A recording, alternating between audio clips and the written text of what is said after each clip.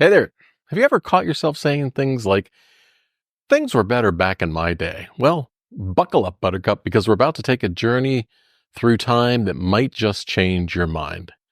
Welcome back to the Old Guy Insights channel. I'm Steve, your favorite retired search and rescue pilot.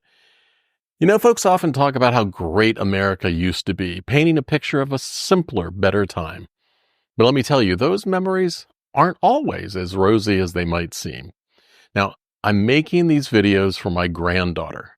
She's 4 now, but I want to leave her a legacy, a way to pass down the lessons I've learned and the history that I've lived through. And let me be clear, nothing in this video is political. I'm not here to tell you what to think, only to share my experiences and encourage you to dig deeper. Remember, the rearview mirror might make things look clearer, but it's a lot smaller than the windshield for a reason. Picture this. It's a warm Sunday afternoon in the 1960s. The air is thick with the scent of freshly mown grass and backyard barbecues. Kids with scraped knees and grass-stained jeans play baseball, their shouts echoing off houses with perfectly manicured lawns. And through an open window, you catch the sweet aroma of an apple pie cooling on the windowsill. Inside, families crowd around bulky television sets, the glow of the black and white screens flickering across their faces as they flip between the only 3 channels available. Sounds idyllic, doesn't it? Yeah, well, let me remind you, there's more to this picture than meets the eye. Those good old days weren't as simple as we remember. Now, you might be thinking, but Steve, surely some things were better in the past. Well, let's take a closer look at that. I've stood in Dealey Plaza where JFK was shot and killed, feeling the weight of that tragedy. I've flown low over Selma, Alabama, where the struggle for civil rights was written in blood and courage. I've witnessed racism up close. I've seen civil unrest turn cities into battlegrounds and experienced the toll of war firsthand. I remember the day JFK was shot like it was yesterday. The world seemed to stop spinning. Strangers embraced on street corners, their faces streaked with tears. Newspapers with glaring headlines were clutched in trembling hands, and the usual bustling streets fell quiet, except for the crackle of radio delivering the news. But I've also witnessed moments of hope and unity that have shaped our nation. As a child, I had the incredible experience of seeing Martin Luther King's historic gathering in Washington, D.C. I was sitting on my mom's lap as we took off in a DC-3 from Washington, D.C. As we climbed into the sky, I looked out to the right. I saw the thick crowd stretching from the Lincoln Memorial to the Washington Monument and maybe even beyond. It was a sea of people looking for a better future, not wanting to turn back time. And that image is etched in my young mind. It showed me the power of people coming together for positive change. I've lived through some of the most transformative and challenging events in recent American history. I laid on the floor, glued to the television, and watched in awe as we took our first steps on the moon, a testament to human ingenuity and American ambition. But I've also witnessed terrible racism, a stark reminder of how far we still had to go. My life has been a journey of contrasts. I've gone from actually living in a third world country to thriving in America. And let me tell you something. I've got a newsflash for you. America is not a third world country.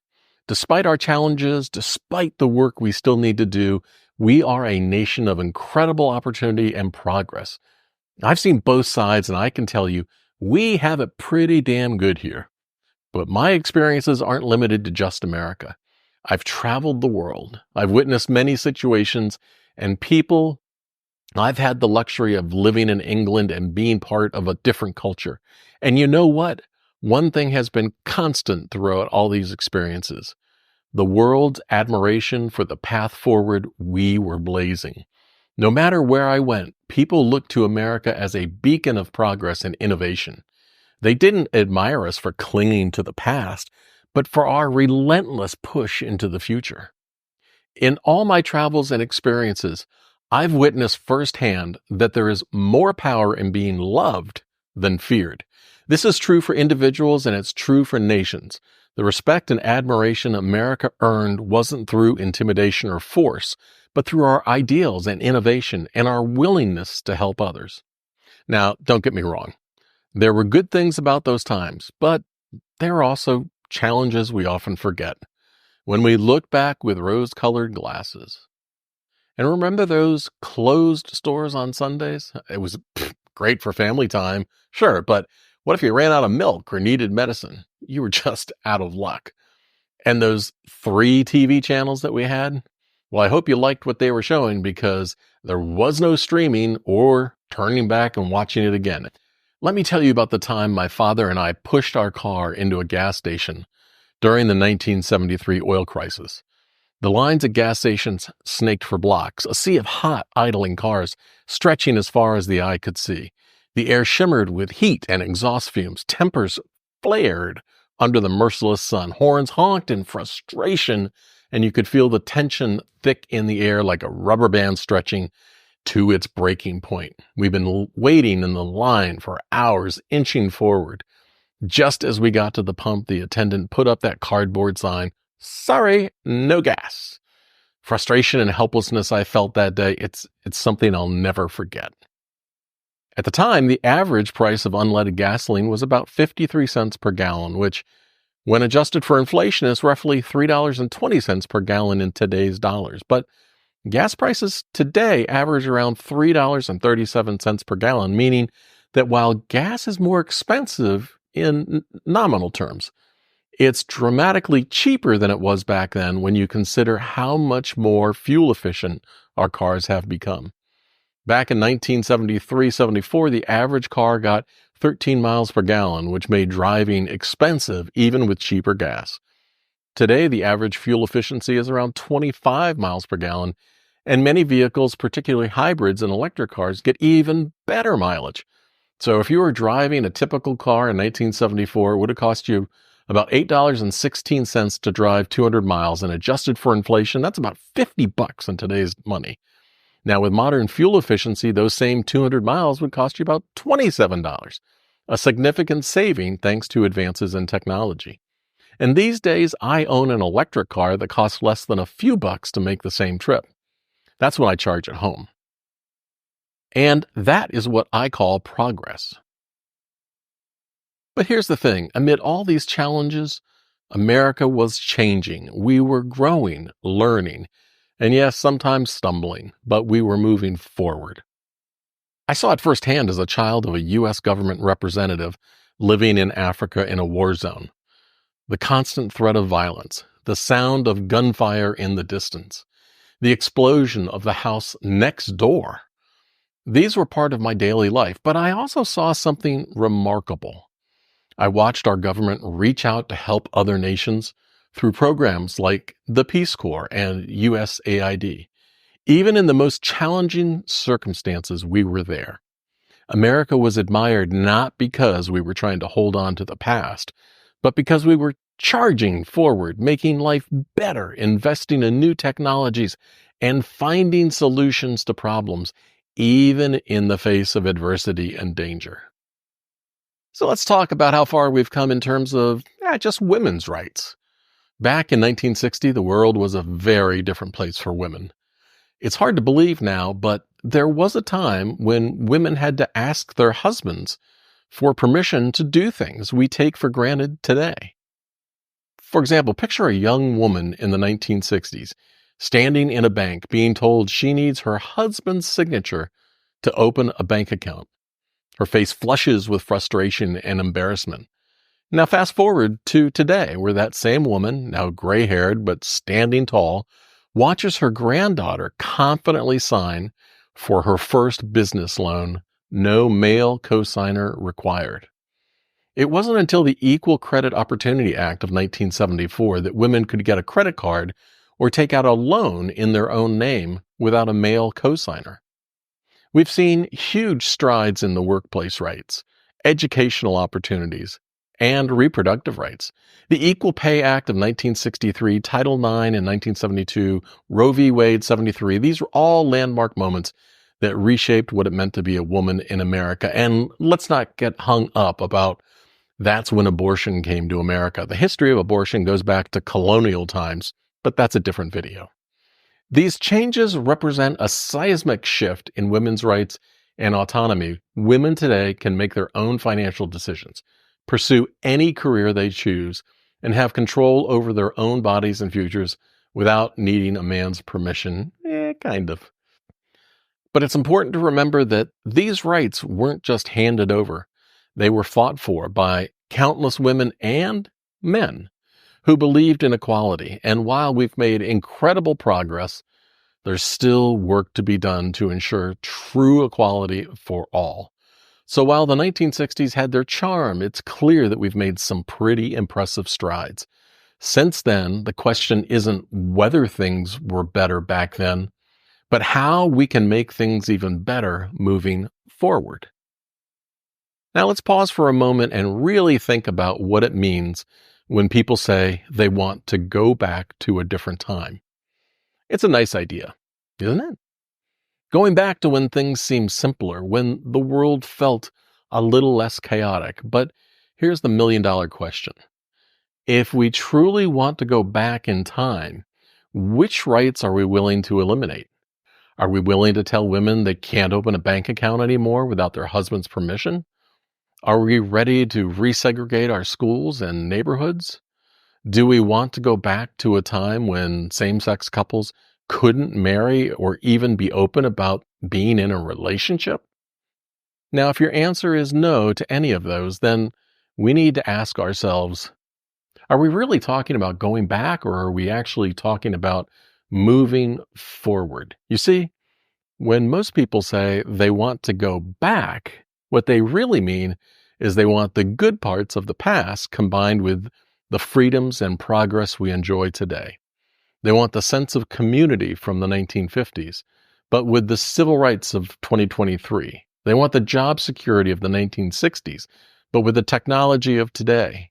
They want cheaper housing of the 1970s, but with modern healthcare and life expectancy. So let me give you a personal example of just how far we've come.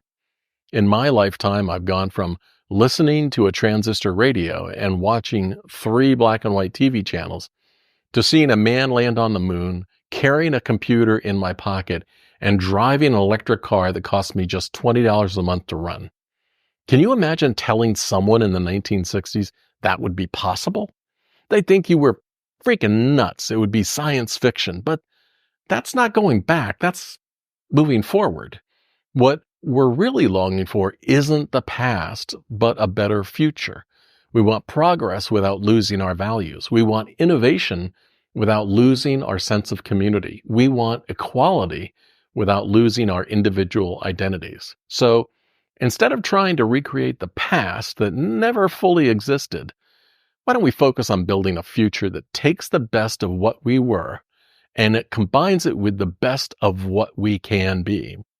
Remember, every right, every freedom, every piece of progress we enjoy today was once a radical idea. The America we live in now would be unrecognizable and in many ways unbelievable to our grandparents or great-grandparents in a good way. I doubt your great-grandparents would want us to go back before 1965 and the existence of Medicare to a time when life expectancy for seniors was less, access to medical care was limited, and they had to choose between medical care and other essentials like food and housing, or even being homeless. So let me ask you this. What kind of America do you want to live in? Do you want your grandchildren to live in? You want to live in one that's stuck in the past or one that's striving to be better? Now let's bring this all home. America's greatest achievements, from the Marshall Plan to the Civil Rights Movement, from putting a man on the moon to leading the digital revolution, has come not from imposing control, but from opening our hearts and minds. Our willingness to question, to challenge, to protest, to innovate. These are all our strengths, not our weaknesses. Our ability to welcome people from all over the world, to integrate their ideas and energy into the American dream, that has been our superpower. And sure, open societies can be messy. Progress isn't always linear, but that very openness allows us to correct course, to adapt, and to become even better. So when we talk about building a better future, we're not talking about imposing a single vision with an iron fist. We're talking about opening our hearts to different perspectives, to new ideas, to the full spectrum of human potential, because history shows us time and time and time again that open hearts just allow us to be better. They create better futures. So, what if instead of trying to turn back the clock, we focus on building a better future? What if we take the best of what America has always been? Innovative, compassionate, resilient, and use that to tackle the problems we face today. Building a better America together isn't just a slogan. It's a call to action. It's about recognizing that the greatness we seek isn't behind us. It's ahead of us. It's in the work we do every day to improve our communities, to expand opportunities, and to ensure that everyone has a fair shot at the American dream. As we wrap this up, let's remember, and let me tell my beloved granddaughter, that America's history is filled with pain, progress, and resilience. The challenges we face today are significant, but they're part of a long tradition of struggle and survival. We've been through tough times before, and we'll get through this too. What made us admirable in history wasn't clinging to the past. It was our willingness to embrace others, extend a hand, and grow moving forward. That's the legacy I want to leave for my granddaughter, and it's a legacy we can all be part of creating. So the next time you find yourself longing for the good old days, remember, we're not just the guardians of the past, we're the architects of the future. So let's build something even better for the generations to come. You will find my reference guide in the video description if you want to learn more about any of this stuff. And don't forget to like this video, subscribe to my channel, or ring the notification bell if I have earned your trust and you want to hear what this channel future has to offer. If you found this video insightful, make sure to check out my other videos here where I dive into lessons history has to offer.